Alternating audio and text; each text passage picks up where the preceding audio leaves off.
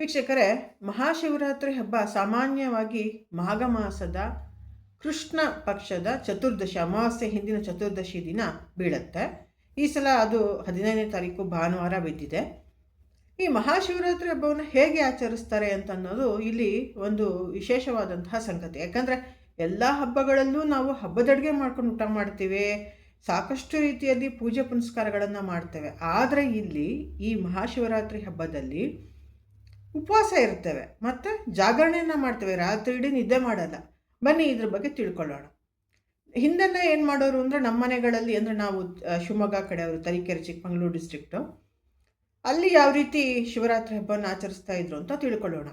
ಆವತ್ತಿನ ದಿನ ಏನು ಮಾಡೋರು, ಬೆಳಿಗ್ಗೆ ಎಲ್ಲರೂ ಎದ್ದು ಮನೆ ಮಂದಿ ಎಲ್ಲ ಸಾಮಾನ್ಯಕ್ಕೆ ಅಭ್ಯಂಗ ಸ್ನಾನ, ಯಾವುದೋ ಒಂದು ರೀತಿಯಲ್ಲಿ ಹಾಲು ಹಾಕ್ಕೊಂಡು ತರಕ್ಕೆ ಸ್ನಾನ ಮಾಡಿ ಮಡಿ ವಸ್ತ್ರವನ್ನು ಧರಿಸಿ ನಿತ್ಯ ಪೂಜೆಯನ್ನು ಮಾಡೋರು ದೇವರಿಗೆ. ಅವತ್ತು ಆ್ಯಕ್ಚುಲಿ ಉಪವಾಸ ಅಂದರೆ ನಿಟ್ಟುಪವಾಸ ಇರಬಾರ್ದು, ಮುತ್ತೈದೆಯರು ಅಂತ ಹೇಳ್ತಾರೆ. ಅದೇ ರೀತಿ ಇರೋಂಥವ್ರು ಇರ್ಬೋದು, ಗಂಡಸರು ಅಥವಾ ಶಕ್ತಿ ಇರುವಂಥ ವಯಸ್ಕರು ಇರಬಹುದು.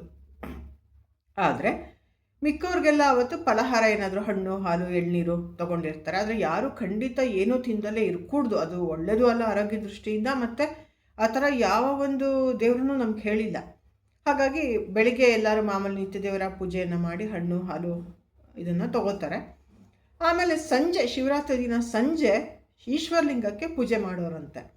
ಯಾರು ಊರ ಪುರೋಹಿತರು ಇರ್ತಾರೆ ಅವರನ್ನು ಕರೆಸ್ಬಿಟ್ಟು ಷೋಡಶೋಪಚಾರ ಪೂಜೆ, ಏಕವಾರ 11 ಬಾರಿ ರುದ್ರಾಭಿಷೇಕವನ್ನು ಮಾಡಿಸೋರಂತೆ. ಏಕವಾರ ಏಕಾದಶವಾರ ರುದ್ರಾಭಿಷೇಕವನ್ನು ಮಾಡಿಸೋರಂತೆ.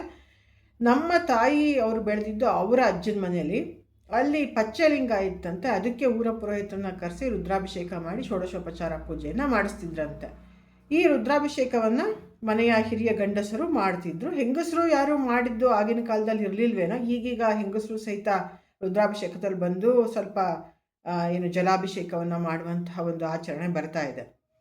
ಹಾಗೆ ಅಭಿಷೇಕ ಎಲ್ಲ ಆದಮೇಲೆ ದೇವಸ್ಥಾನಗಳಲ್ಲಿ 4 ಯಾಮದ ಪೂಜೆಗಳಿರುತ್ತೆ. ಸಂಜೆಯಿಂದ 4 ಬೆಳಗಿನ ಜಾವ, ಮರುದಿನ ಬೆಳಗಿನ ಜಾವವರೆಗೂ 4 ಯಾಮದ ಪೂಜೆಗಳು. ಒಂದೊಂದು ಯಾಮಕ್ಕೂ ಒಂದೊಂದು ರೀತಿಯ ಪೂಜೆಯನ್ನು ಮಾಡಿ ನೈವೇದ್ಯವನ್ನು ಮಾಡ್ತಿರ್ತಾರೆ, ಮಂಗಳಾರತಿಯನ್ನು ಮಾಡ್ತಾರೆ.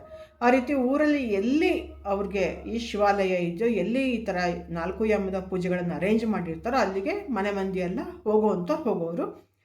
ರಾತ್ರಿ ಇಡೀ ಜಾಗರಣೆ ಮಾಡೋರು. ಜಾಗರಣೆ ಅಂದರೆ ಈಗೆಲ್ಲ ಏನು ಮಾಡ್ತಾರೆ, ಫಿಲ್ಮ್ಗೆ ಹೋಗೋದು, ಡ್ರಾಮಾಗೆ ಹೋಗೋದು, ಆಟ ಆಡೋದು ಏನೋ ಮಾಡ್ತಾರೆ. ಅವಾಗೆಲ್ಲ ಹಾಗಿರಲಿಲ್ಲ. ದೇವಸ್ಥಾನಗಳಿಗೆ ಹೋಗಿ ಪೂಜೆ ಪುನಸ್ಕಾರಗಳನ್ನು ನೋಡ್ತಾ ಇರೋರು, ಇಲ್ಲ ಭಜನೆಗಳನ್ನು ಮಾಡೋರು. ಮನೆಯಲ್ಲಿ ಮಕ್ಕಳು ಆಟ ಆಡ್ಕೊಳ್ಳೋರು, ಬಿಡಿ, ಮಕ್ಕಳಿಗೇನು ದೋಷ ಇಲ್ಲ. ಈ ರೀತಿ ಒಂದು ರೀತಿಯಲ್ಲಿ ಒಳ್ಳೆ ರೀತಿಯಲ್ಲಿ ಇಡೀ ರಾತ್ರಿ ಸಾಧ್ಯವಾದಷ್ಟು ಎಲ್ಲಿವರೆಗೂ ಆಗುತ್ತೋ ಅಲ್ಲಿವರೆಗೂ ಎದ್ದಿರೋಣ ಅಂತ ಟ್ರೈ ಮಾಡೋರು.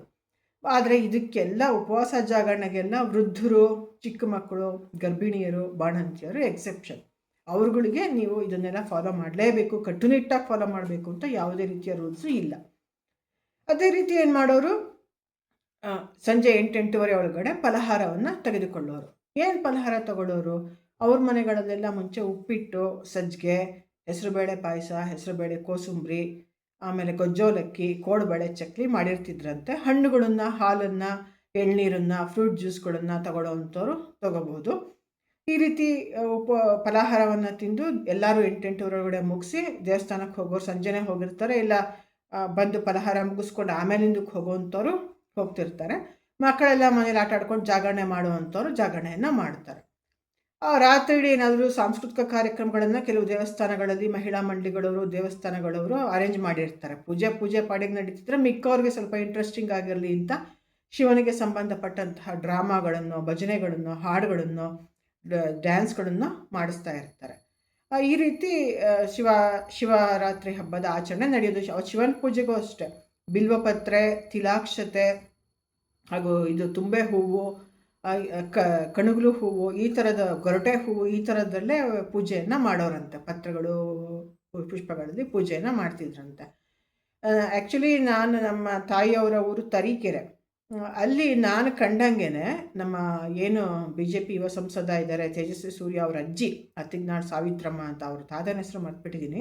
ಅವ್ರ ಅಜ್ಜಿ ಹೆಸರು, ತಾಯಿ ಹೆಸರು ಸಾವಿತ್ರಮ್ಮ ಅಂತ. ಅತ್ತಿಗ್ನಾಳ್ ಫ್ಯಾಮಿಲಿ, ಭಾಳ ಶ್ರೀಮಂತ ಕುಟುಂಬ ಅವ್ರದ್ದು. ಆಕೆ ತುಂಬ ಟ್ಯಾಲೆಂಟೆಡ್ಡು. ಅವರು ನಾನು ಕಂಡಂಗೆ ನಾನು ನೋಡಿದ್ದೀನಿ ಎಷ್ಟೊಂದು ಡ್ರಾಮಾಗಳನ್ನು, ಡ್ಯಾನ್ಸ್ಗಳನ್ನು ಎಲ್ಲ ಮಾಡಿಸಿ ಶಿವರಾತ್ರಿ ದಿನ ಅವರು ಜಾಗರಣೆಯನ್ನು, ನಮ್ಮ ಬ್ರಾಹ್ಮಣರು, ಬೀದಿಯವರೆಲ್ಲ ಒಂದು ಸೂಕ್ತವಾದ ರೀತಿಯಲ್ಲಿ ಉಪಯೋಗಿಸ್ಕೊಳ್ಳೋ ಹಾಗೆ ಮಾಡ್ತಿದ್ರು. ಅದರಲ್ಲೆಲ್ಲ ಆಕೆ ತುಂಬ ಜಾಣೆ ಆಗಿದ್ದರು. ತುಂಬ ಅರೇಂಜ್ ಮಾಡೋರು, ಲೀಡರ್ಶಿಪ್ ಕ್ವಾಲಿಟೀಸ್ ಇತ್ತು ಅವರಿಗೆ. ಅದೇ ಬಹುಶಃ ಅವ್ರ ಮೊಮ್ಮಗೂ ಬಂದಿದೆ ಅಂತ ಅಂದ್ಕೋತೇನೆ.